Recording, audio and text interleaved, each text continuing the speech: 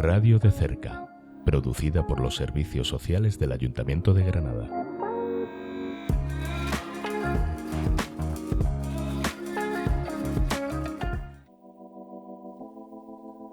Aquí comienza Salud de Cerca. Muy buenas y bienvenido y bienvenida a este espacio de radio del Centro de Salud de La Chana, a nuestro programa Salud de Cerca. Hoy os traemos un programa que, más que necesario, es vital. Vamos a hablar de algo que, aunque a veces pasa desapercibido en nuestro día a día, ha salvado millones de vidas a lo largo de la historia: las vacunas. Hablamos de las vacunas. Y antes de entrar en materia, me gustaría comentar alguna curiosidad sobre ellas. ¿Sabíais que la palabra vacuna viene de la palabra vaca? Sí. Todo comenzó allá por el siglo XVIII, cuando un médico británico llamado Edward Jenner observó que las lecheras que se contagiaban con la viruela vacuna, una forma leve del virus que afectaba al ganado, no enfermaban de la viruela humana, que en aquel entonces era mortal. Así que tuvo una idea revolucionaria: inocular ese virus leve a las personas para protegerlas del virus grave.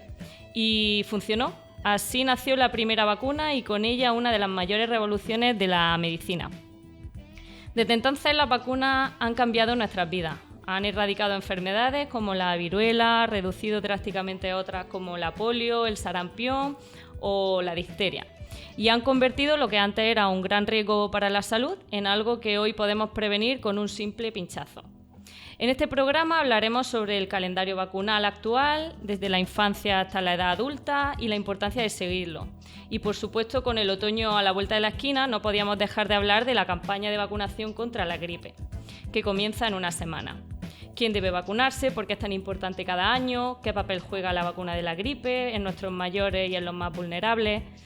Y para ello hoy nos acompañan dos profesionales que ya conoceréis de programas anteriores. Y tenemos a Salva Velasco, enfermero pediátrico de nuestro Centro de Salud de La Chana. Hola, buenos días. Y a Carmen Alcántara, enfermera referente de centros escolares de nuestro barrio también. Buenos días, Carmen. Buenos días. Antes de nada, quería agradeceros estar aquí hoy y ayudar a divulgar salud. Así que no os vayáis, porque lo que vais a escuchar hoy puede ayudaros a proteger vuestra salud y la de quienes más queréis. Salva, como enfermero pediátrico, nos gustaría saber cómo es el debut de los peques en esto de las vacunas. ¿A qué edad está estipulado que comencemos a vacunarnos? Bueno, lo primero que quiero decir es que los peques, cuando llegan a nuestro centro de salud, vienen con los primeros días y tienen una primera consulta con la matrona, la cual le resuelve muchas dudas, le quita muchas inquietudes. Luego al mes pasan a ver al pediatra, y es cierto que cuando ellos vienen a la consulta del pediatra, ven la consulta de enfermería de pediatría, y ellos relacionan ya con llantos, aunque luego salen sin llorar, Primero lloran y luego salen sin llorar, pero ahí se relaciona el inicio del contacto que tienen con las vacunas, que empezamos con 2 meses. ¿Por qué tan temprano con las vacunas, Salva? Sobre todo es importante señalar que los niños, cuando nacen, tienen como una inmunidad adquirida por la madre, pero esa inmunidad es temporal, con lo cual nosotros necesitamos reforzarla, y a los 2 meses está comprobado que su sistema inmunológico está preparado para recibir la vacuna, y es el periodo en el cual tiene menos capacidad ya la inmunidad de la madre. Uh-huh. Y Salva, ¿cómo reaccionan normalmente los peques a la vacunación? Ya no solo los peques, sino los padres y las madres. ¿Puedes enviarnos algún mensaje de tranquilidad para aquellos padres y madres primerizos que llegan a tu consulta cada día? Mira, como ya te he dicho, las primeras visitas que se producen es con la matrona y el pediatra, la cual les libera, les dejan muy tranquilos. Uh-huh. Pero cuando llegan a la consulta de enfermería saben qué es las vacunas. Imagínate que tu niño pequeño, que es lo que más quiere, hay que darle la primera vez, con 2 meses, 3 pinchazos. Para ellos eso es un suplicio. Pero no es menos cierto que cuando salen, ellos salen muy reconfortados, porque se les explica que es un bien para él. ¿Por qué? Porque una vacuna ya sabemos que es un preparado biológico que sirve para evitar infecciones Muy bien. Y de todas las vacunas que tenemos actualmente, ¿no?, en nuestro calendario, ¿cuáles son los diferentes tipos de vacunas que encontramos a día de hoy? Nosotros, hay muchísimos, pero nosotros tenemos que reseñar dos, que es las vivas atenuadas y las inactivadas. En ambos casos no son inocuas, no hacen ningún daño al niño. Vale. Luego más adelante intentaremos desmitificar algunas creencias sobre ellas, pero ¿cómo funcionan las vacunas? Es decir, ¿qué provocan en nuestro organismo para que a largo plazo nos protejan sobre enfermedades muy peligrosas? Vale, voy a intentar ser muy gráfico. Date cuenta que la vacuna lo que produce en nuestro sistema inmunológico, que es nuestro sistema defensivo para combatir contra infecciones, es un entrenamiento inmunológico y un recuerdo a largo plazo. Lo voy a explicar muy claro. Cuando entra en nuestro cuerpo un virus, que es un antígeno, si nosotros previamente estamos vacunados, lo que tenemos es un anticuerpo. Ese antígeno tiene como, digamos, una cerradura y nuestro anticuerpo muy determinado, por ejemplo, varicela, entra el virus de la varicela, como estamos previamente vacunados, tenemos como la llave que inactiva que ese antígeno no haga daño. Muy bien. Y bueno, después de esta explicación gráfica creo que es bastante fácil, ¿no?, entender un poco su funcionamiento. ¿Cuándo no es recomendable vacunarse? Porque hablamos siempre de qué grupos de riesgo se deben de vacunar, qué niños en qué edades, pero ¿cuándo no es recomendable recibir una vacuna? Muy bien. Normalmente las vacunas se pueden administrar siempre que el niño no tenga fiebre. E incluso cuando ha estado 2 días con fiebre y está débil, no lo solemos poner para que no causar en la madre más trastorno, porque cabe la posibilidad que uno de los factores que pueda pasar es que tenga unas décimas de fiebre. Vale. En caso de que haya unas décimas de fiebre, ¿qué se recomienda? Yo siempre digo lo mismo, cuando ponemos las vacunas por la mañana, yo tranquilizo a la madre como diciendo, esto es lo que va a pasar. A las 5 de la tarde, Lucas va a estar un poquito más decaído, no va a tener tantas ganas de comer y le pueden dar una decimita, su paracetamol y arreglado. Muy bien. Pues muchas gracias, Alba, por tu explicación. Carmen, como referente de centros escolares en este sentido, ¿cómo se organiza la vacunación escolar? ¿Con qué recursos disponéis para vacunar a los más pequeños en el colegio? Bueno, pues la vacunación escolar la organizamos siempre en conjunto con educación.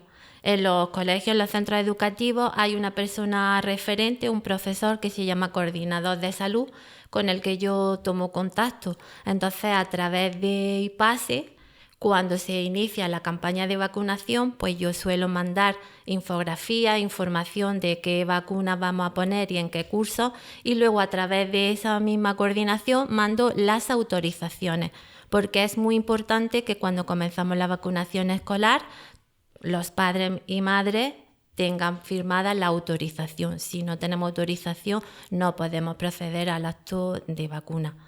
Ya se organiza toda la gestión de pedidos y se fechan. Se pone una fecha concreta y vamos un equipo de vacunación al centro escolar para vacunar. Siempre vamos 2 enfermeros como mínimo, y si son colegios con un grupo más voluminoso de alumnos, pues 3.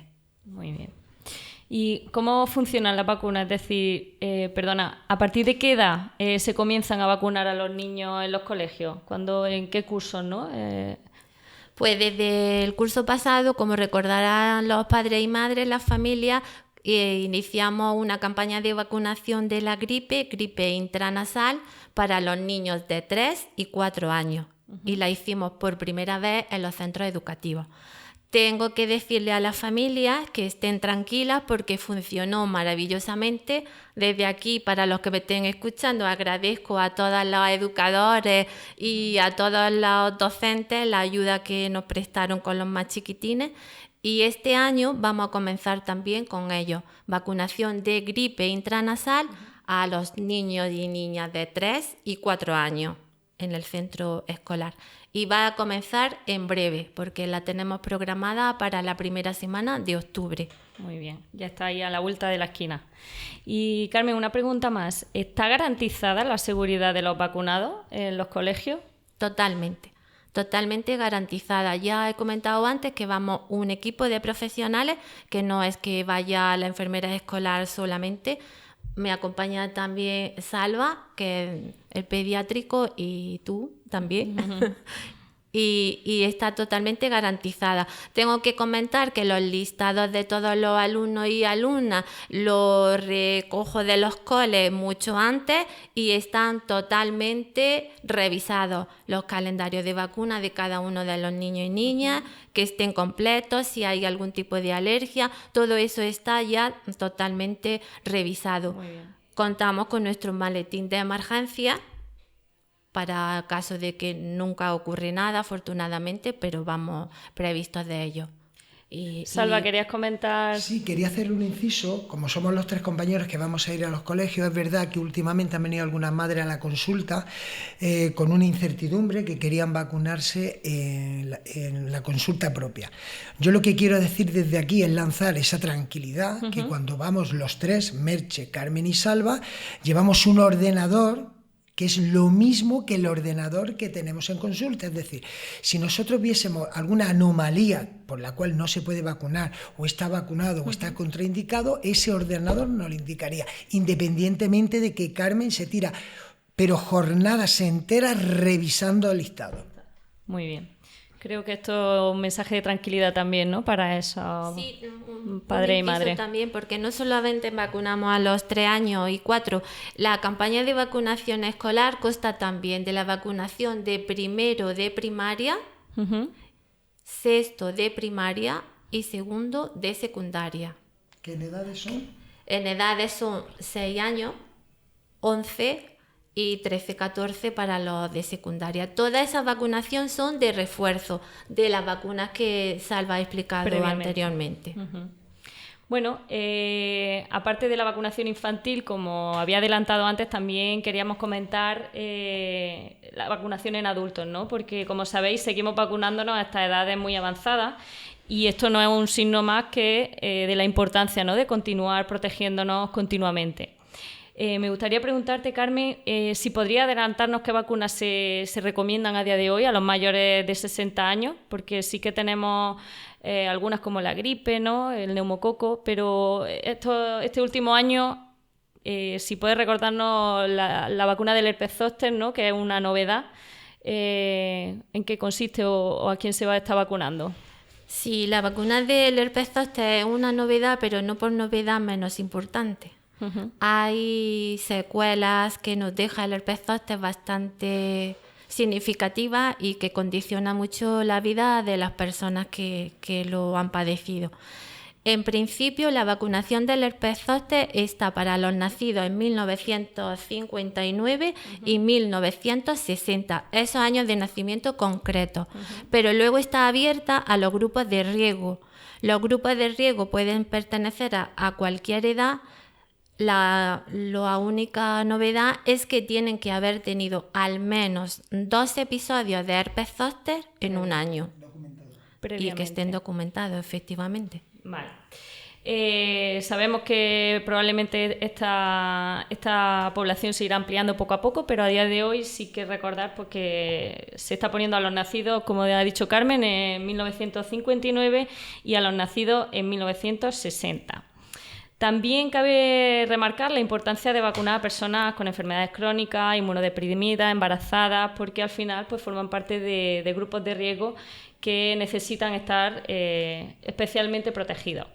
Pero en el caso de la gripe, por ejemplo, a ver si me podéis ayudar, ¿por qué es necesario que los mayores de 60, los grupos de riesgo, incluso los niños, nos vacunemos cada año? ¿Por qué hay que repetir esa vacuna año tras año?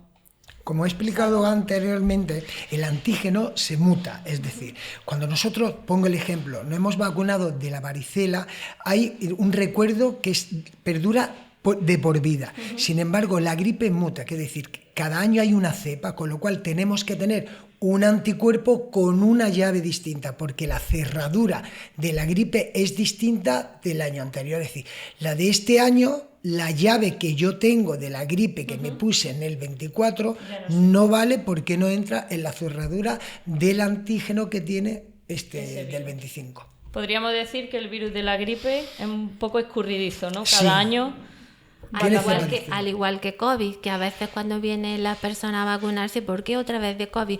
Pues porque el hecho es similar al que ocurre con la gripe. Entonces ya se convierten en vacunaciones anuales, tanto gripe como COVID. Los virus van mutando, siendo cada vez más inteligentes. Son también, muy ¿no? listos, excesivamente listos. También basado un poquito en el abuso de la medicación, de antibióticos, con los cuales nos hacemos mucho más resistentes. Claro.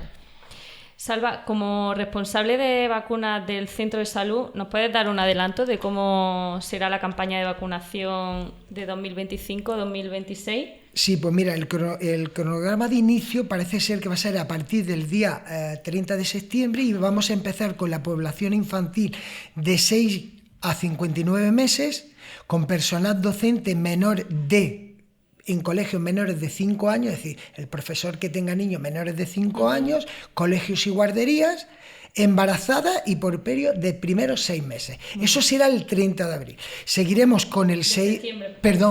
de septiembre. Seguiremos con el 6 de octubre, que será cualquier persona en edad institucionalizada y trabajadora en residencias de mayores y centros de discapacidad. Estudiantes en prácticas de centros sanitarios y sociosanitarios de residencia y centros de discapacidad. A partir del 14 de octubre será población general a partir de los 80, ¿de acuerdo? 80 años o más, y personas con gran dependencia. Y aquí ya empieza a venir lo importante.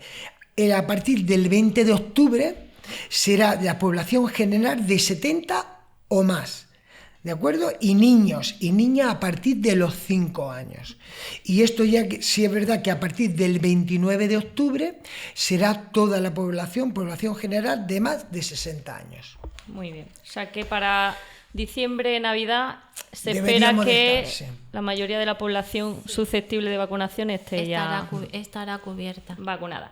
Bueno, para terminar ya con este programa, si os parece, compañeros, vamos a desmitificar algunas creencias, ¿no?, que tiene la población, que cada vez parece que son más.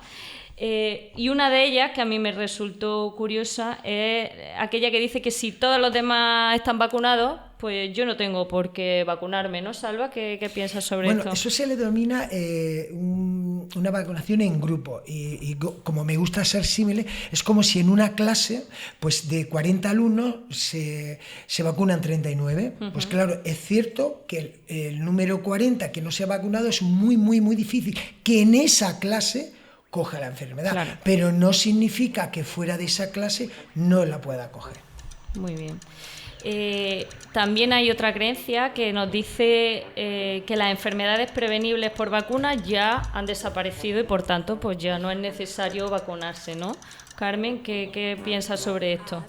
Bueno, pues que tendríamos que derivarnos al concepto de globalización. No estamos solos en el mundo. Entonces, ¿qué pasa? Que nos movemos por ciudades, nos movemos por países y no en todos los países el calendario de vacunación es igual que en España, ni en todos los países hay determinadas infecciones que son endémicas que nos pueden hacer daño en otros lugares. Claro. Entonces, el tema de vacunación es un concepto muy amplio, pero es salud pública. ¿Qué significa salud pública? Pues que todos tenemos que participar en esa salud, porque no son salud individual, sino colectiva. Claro ejemplo son algunos rebrotes que ya han ocurrido en países europeos como el sarampión, ¿verdad? Efectivamente. Bueno, una última creencia que está muy, muy, muy antigua, ¿no? Pero las vacunas pueden causar autismo. ¿Qué pensáis sobre esto? Pues que no hay evidencia científica que no diga que eso es cierto. Este mito viene de un estudio fraudulento publicado en el 98 que fue totalmente desmentido y retirado por falta de rigor científico, y a raíz de ahí se realizaron numerosos estudios de gran calidad que han demostrado que a día de hoy no existe relación alguna entre la vacuna y el autismo. En este sentido, la ciencia es clara, no la hay, no da lugar a duda a otra cosa. Entonces, pues bueno, espero que os hayáis quedado con este mensaje. Y saben lo que pasó, y saben lo que pasó. No, todas las brujerías del brujito de Gulú. Se curaron con la vacuna, luna, luna, luna. Nos despedimos con un mensaje de tranquilidad, de concienciación sobre la vacunación y como resumen, ¿queréis decir algunas últimas palabras? Que la población tiene que estar tranquila, que las vacunas salvan vidas y que las administran profesionales que conocen muy bien todo el proceso y todo el protocolo. Muy bien, pues nos despedimos por hoy y muchas gracias por escucharnos un día más. Gracias.